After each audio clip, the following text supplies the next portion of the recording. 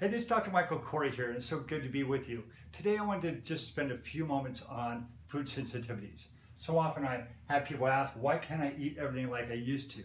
Well, food sensitivities might be the root of cause of why you can't do that and why your system gets dysregulated in the process.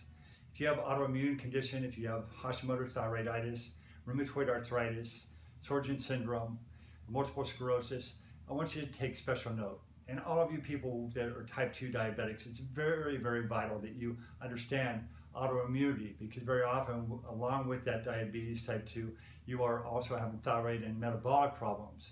A lot of you have been diagnosed with hypothyroidism. Well, this is for you, because 90% of people with hypothyroidism actually have Hashimoto's thyroiditis, the autoimmune condition sequence. So why can't I eat everything? Well, the foods we eat can either be the most powerful medicine or the biggest force behind our health concerns. In order to function optimally, our bodies rely on a variety of nutrients gained from clean, whole food sources. I always tell people, don't eat out of a box, out of a can, or out of a window. And out of a window is the fast food places, because we've got pesticides, we've got herbicides, we've got fungus and mold, and we've got all kinds of things that can be put into the food unexpectedly when we're consuming things outside of the household. If we eat the food that came from the Mother Earth, then we're going to look at the fruits, vegetables, and meat. And that's really what food is. So when you walk in your grocery store and you're looking to see where to go, is it towards the boxes and cans, or is it actually going back to the dairy department where things are processed once again and fortified? Well, these are where some of the problems lie. So our bodies can react to it. Underlying food sensitivities can be the primary cause for this, and to make it even, the healthiest foods can initiate digestive problems and chronic inflammation. So you might be trying to eat the correct things. You might be trying to really be conscious of what's going on as far as from your food. But some of those foods that you think are actually good for you might be reacting with you, and we'll discuss that. So to begin addressing the food sensitivities, we need to first distinguish between the three main types of food reactivity. We've got food allergies, we've got food intolerance, and we've got food sensitivities. And each of these are different. So let's first talk about food allergies. These are linked to the immune system, and they can be provoked by an immediate reaction, a response, and serious reactions within your body. The most common symptoms include itching, hives, rashes, anaphylactic shock, difficulty breathing, and swelling. And this type of food allergy is irreversible. So when you have these allergies, chances are you're going to have these for life. Some people can't eat shellfish, and if you consume that shellfish and you have a food allergy to that iodine, for example, I have problems with iodine, then what's going to happen is you can have an anaphylactic shock. Once again, it can be itching, hives, rashes, but it can also be swelling of the throat, and we can have problems, severe problems, as far as with the ability to swallow or breathe. The next one is food intolerances, usually the result of enzyme deficiencies. These don't involve the immune system directly. It's enzymatic problems. Instead, these occur when your digestive system is irritated and it cannot digest foods any longer. So you have a gut microbiome within the gut, an environment within your gut tissue. And they say your gut is the second brain. So there's a direct communication there. And when we look at how these things are happening, your brain, your body is not responding because there's a toxin, it could be a parasite, it could be yeast, mold, bacteria. There's something that's there that's interfering with the system. Now let's talk about food sensitivities. Often more difficult to pinpoint the exact reason behind the sensitivities themselves. For some people, eating small amounts of the foods don't produce any symptoms whatsoever. But when symptoms do arise, they are less intense than allergies. So the food sensitivities are much less intense than the food allergies, but they can be just as debilitating. Symptoms can include brain fog, inflammation, migraines, bloating, and other digestive problems. Small intestinal bacterial overgrowth is one of those. But I like a quote from Hippocrates that says, all disease begins in the gut. Like I said, now at this current time in our health history, we can actually say that the gut is the second brain. So if you toxify your gut, if you toxify your brain, your system is going to be on fire. You're going to have inflammation systemically throughout every muscle, cell, and tissue. So a weak gut microbiome can lead to increased inflammation and in turn a cascade of other health problems including food intolerance and food sensitivities. A comprised gut microbiome leads to conditions such as leaky gut syndrome, very common, where foods pass through the gut lining into the bloodstream. Your immune system is activated and it ramps up into overdrive, leading to an increased inflammatory reaction throughout the body. And this leads to an immune system to react to almost anything and any food that passes through, including the healthy foods that you're eating. So the food sensitivity is going to be very, very important to identify as far as to dampen that immune response, to dampen the metabolic syndrome response with blood sugars, with thyroid problems, with Hashimoto's in particular. I have Hashimoto's and I do pay special attention to making sure that I keep the microbiome as healthy as possible because, once again, that's a source of inflammation, which is going to cause flares and more destruction of the thyroid tissue. Let's talk about the inflammation. Conditions like leaky gut syndrome and other microbiome conditions are at the end stage of larger inflammatory cycles. Inflammatory cycles can be categorized into three primary stages. So we have a silent autoimmunity. These are the stages of autoimmune inflammation. We have silent autoimmunity. There's no symptoms, but there are positive antibody lab tests. So this is why so many people with hypothyroidism in particular are not getting diagnosed properly, because first of all, the medical doctors are not running the thyroid autoantibodies, but subclinically, under the level of when they go to the doctor and they say, I have this brain fog, I can't think clearly, I'm losing my outer third of my eyebrows, I can't lose weight no matter how much I'm exercising. The root of this is your antibodies are going up and up and up, and you are getting into a flux of an immune response. It's not just a hypothyroidism with your thyroid not working properly. So silent autoimmunity, it's there and it's under the covers, it's continuing to perpetuate and make things worse throughout every muscle, cell, and tissue of your body where the thyroid regulates. And things just continue getting worse, but you don't actually have a consciousness of it. The autoimmune reactivity is when there are symptoms as well as positive antibody labs. So you're starting to experience some of those symptoms, some of the fatigue, some of the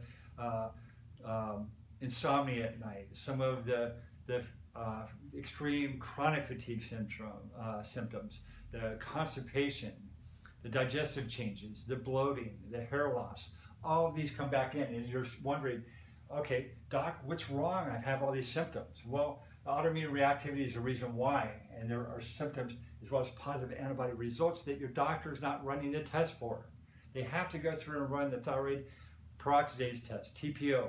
So we have to run that TPO lab each and every time that a patient comes in. They have hypothyroidism.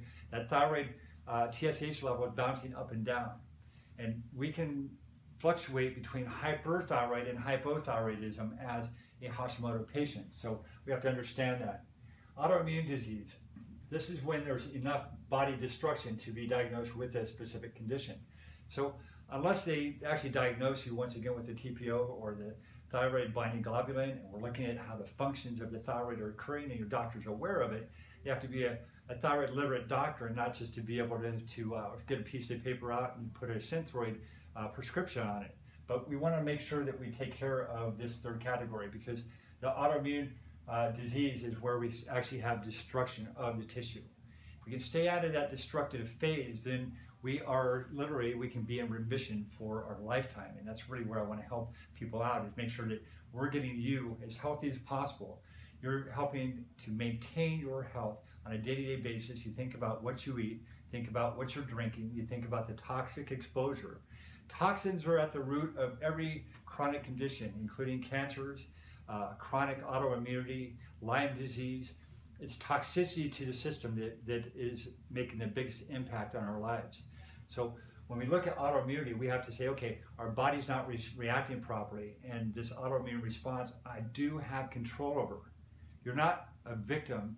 I want you to be a victor by educating yourself and looking into why you're having things. I always tell people, go to your doctor and ask them why.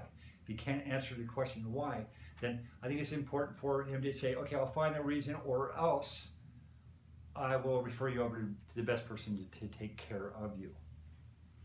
So those are the stages. Because we're talking about gut health, let's look at the autoimmune condition, celiac disease. This is actually an end stage to gluten sensitivity. 10% of the confirmed celiac patients have problematic digestion problems, but they also have other problems like skin hives, skin rashes, acne. Our body is trying to purge toxins, and when we go through and we look at celiac, we have to go right to the gut. The second brain. Remember, if you've got a gut that's on fire, your brain's on fire. Only an estimated 5% of celiac patients are actually diagnosed properly, because a lot of people are walking around with hives, rashes. We're looking at these issues. So the gluten sensitivity never gets even put into question from the doctors. And in fact, most doctors are going to foo-foo it when you bring up, am I gluten sensitive? Oh, that's just a rumor. That's just a fad. It's not a fad. Physiologically, you are being affected.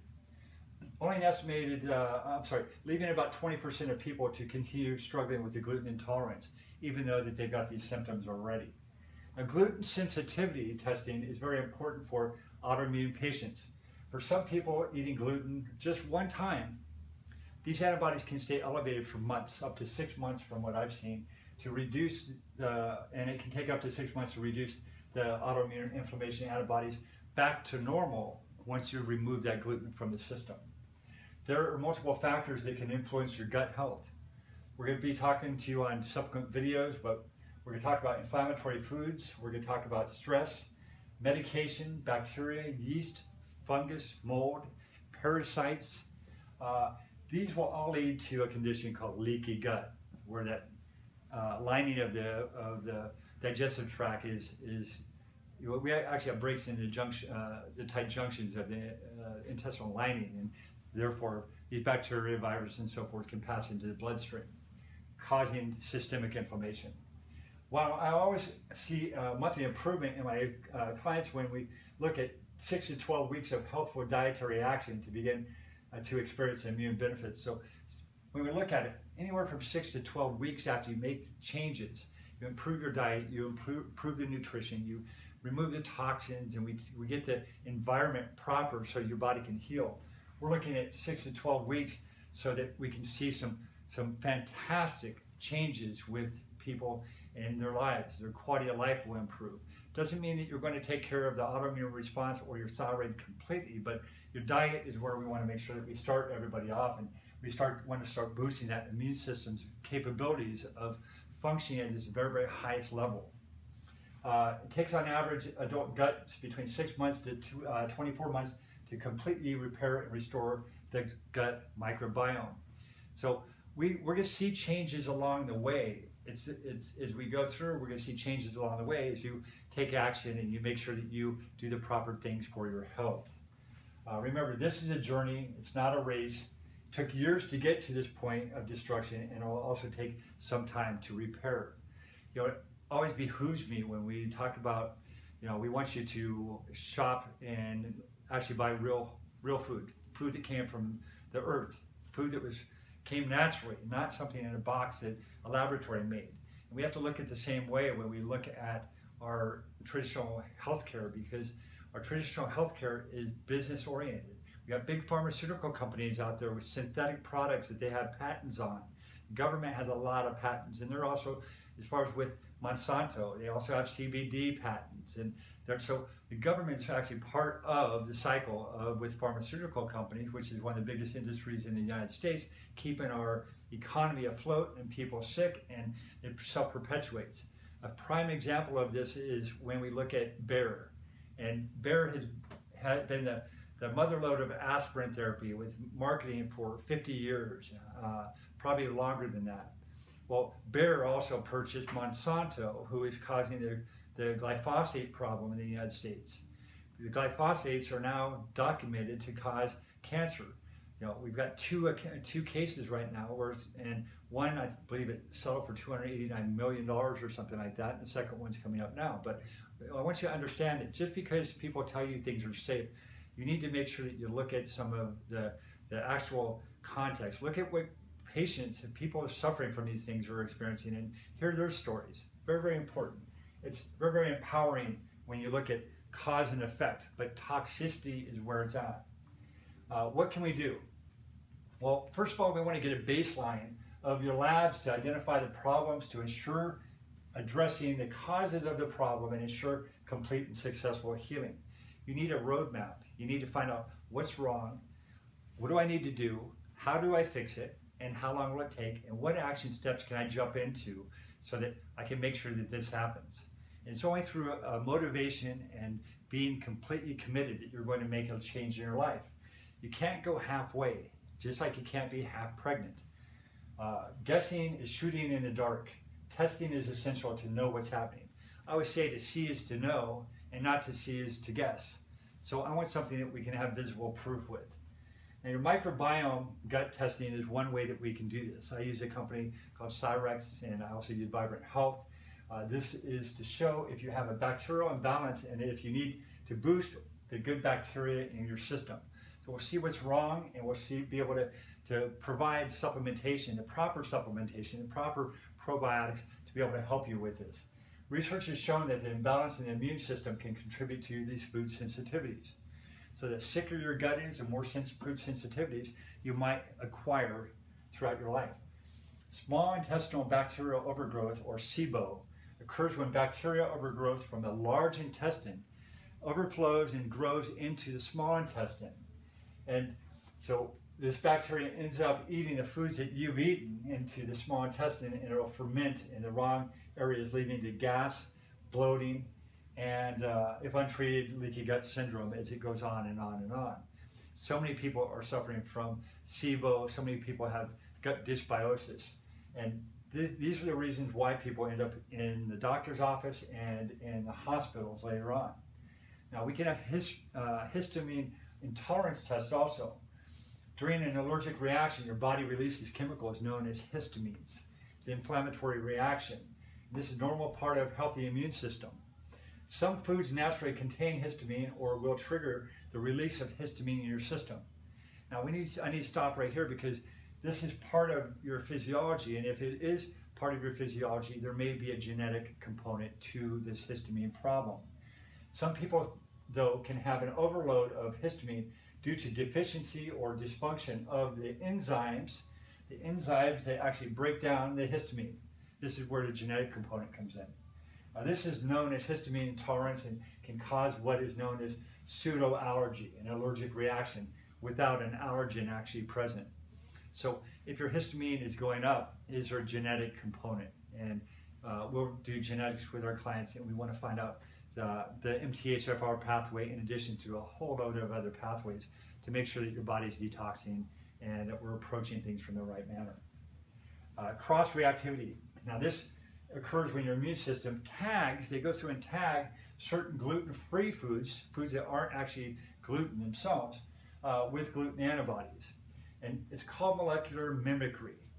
And this is almost like the shell game. You know, see the magic thing where they put a quarter underneath a shell and they mix them up? Well, this is kind of what's happening. It's called molecular mimicry. And it's almost like a case of mistaken identity. We don't know which nut it's under when we do that game. Causing your body to treat foods like gluten, treat these foods like gluten, and your body is reacting. So they think that it's actually gluten. It actually fits into that receptor site. It actually blocks the thyroid or the hormone from actually getting into the receptor site as a result. And so if you already have gone gluten-free, but you're still experiencing symptoms of gluten, then we want to have a cross-reactivity test done. I run this one through Cyrex Labs, and it's extremely, extremely efficient. We also do food sensitivity tests through Cyrex to find out what foods are actually giving you those reactions.